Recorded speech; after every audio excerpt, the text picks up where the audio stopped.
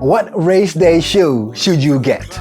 In this video, I'm gonna help you answer what is the most super shoe.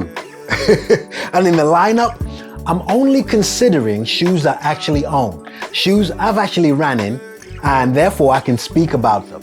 The second thing, I'm gonna try and keep this as factual as possible. I don't want opinions. Just to explain, will the title of super shoe be taken by the most recent, swanky looking, high performance Cloud Boom Echo from On Running, the highly spoken of, but not quite available as much as we would want it to be, Nike Vaporfly 3, the most affordable in the whole bunch, but please don't underestimate it just because of the price, Puma's Deviate Elite 3. This bad boy is actually going to surprise you. The best looking of the bunch, Mizuno's Wave Rebellion Pro, Under Armour's Velociti Elite. Now this is probably one of the best uppers I've seen in a race day shoe. I have to give an apology to Adidas. I don't have any of your current ones. The only shoe that I have with race day capabilities is the Adidas Adizero Adios Pro 2. Whew. My name is Aubrey. I'm a very average runner, simply trying to be less average by the day. As at the time of recording this, you guys have given me 2,213 subscribers. From the bottom of my heart, thank you. You also should know that as we run through these shoes, I've got a very detailed review of each shoe done separately, and I'll place links to those videos in the description below. The first category we want to talk about is the weight. Now this is going to be very significant, especially in a race day shoe. Because if you're running a marathon or even a half marathon, the weight of the shoe is going to add on to the weight that your legs are going to be feeling, especially as you get towards the latter sections of your run.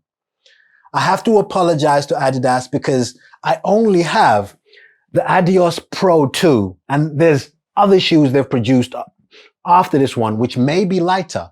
I don't know. Coming in at number 6 is Adidas's Adizero Adios Pro 2, and that came in at 256 grams. Number 5 is Under Armour's Velociti Elite. I was quite surprised at this one because they've actually done away with an additional layer on the outsole and have added this more resilient rubber, which serves as the outsole in an attempt to make it lighter, which is why it surprises me. At number 5 is Under Armour's Velociti Elite, coming in at 238 grams. At 236 grams is Puma's Deviate Elite 2. I was actually surprised at that. The reason is they actually have a full coverage on the outsole, but you know what? It looks to be a well thought out shoe. I don't want to talk too much in this section, but the weight brings it in at number 4, 236 grams. These two bad boys come in tying in. The Wave Rebellion Pro, as well as On Running's Cloud Boom Echo 3, both came in at 232 grams. And of course, the lightest of them all. Ladies and gentlemen, please, standing ovation for what Nike has done in the Vaporfly 3. This bad boy weighs in at 206 grams. Look, you would expect second place to be somewhat close. 206 grams, and the next one up is 232. I don't know what kind of wizardry Nike has done, but that is just astounding. Nike, take a bow, son. Take a bow for the Nike Vaporfly 3. Okay, next up, the most important category in my opinion, and that's the price. Coming in at number 6, 260 pounds for On Running's Cloud Boom Echo 3.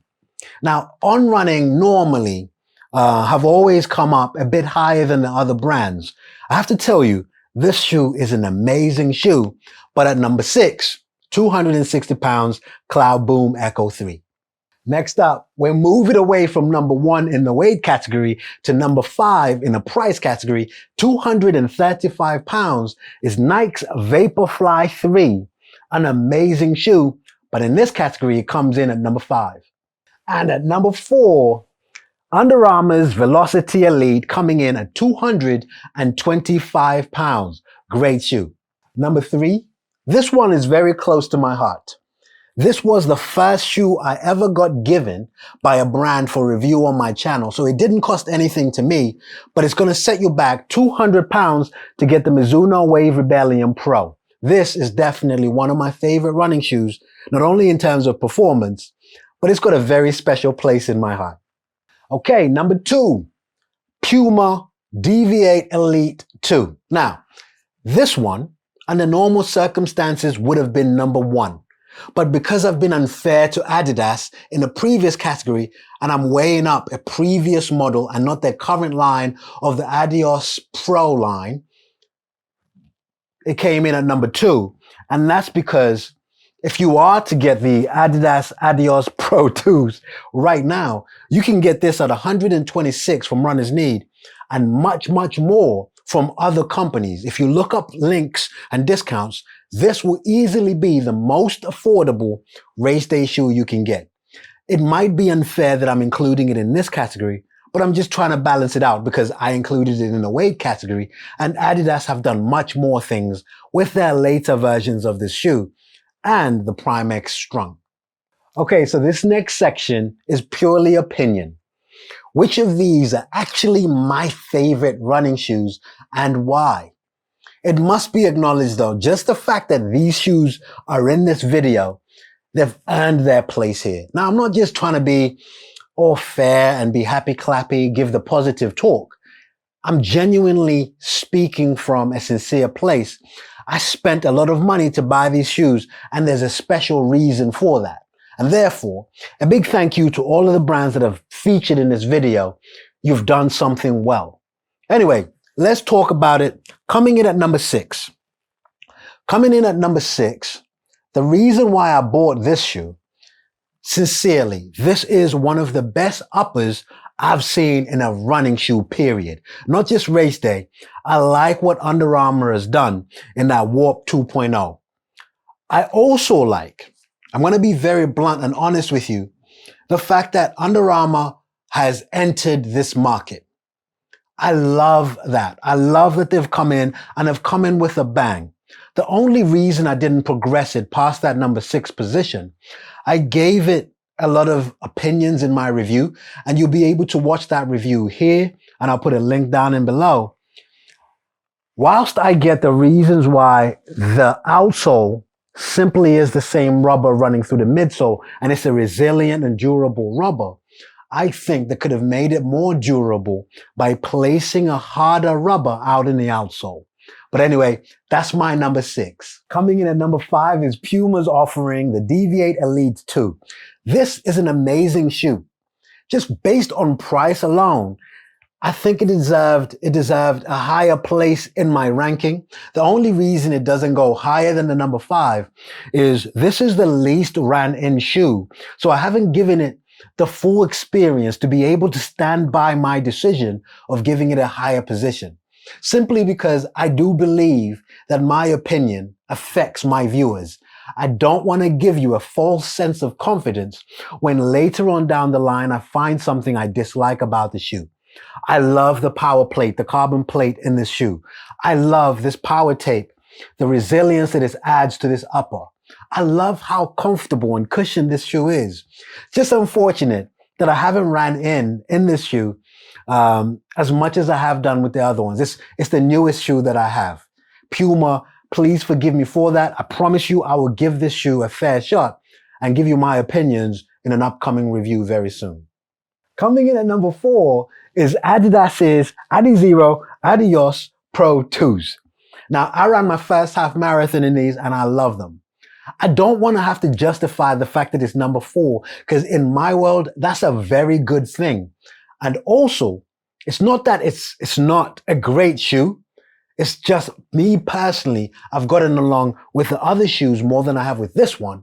But please know that this is simply an amazing shoe. Coming in at number 3 is the Wave Rebellion Pro. I simply love this shoe. 2 reasons. One is very superficial. I love this colorway. I love it when manufacturers get this bold, and this was Mizuno's very loud statement that they're playing in that speed day, race day super shoe market. This wasn't a safe move, and it landed very well, and we received it very well. The second reason I shared already, this was the first shoe that I got given to my channel for review. But you know what?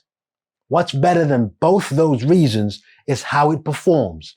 It's got an exaggerated rocker shape. It's got that missing chunk over here.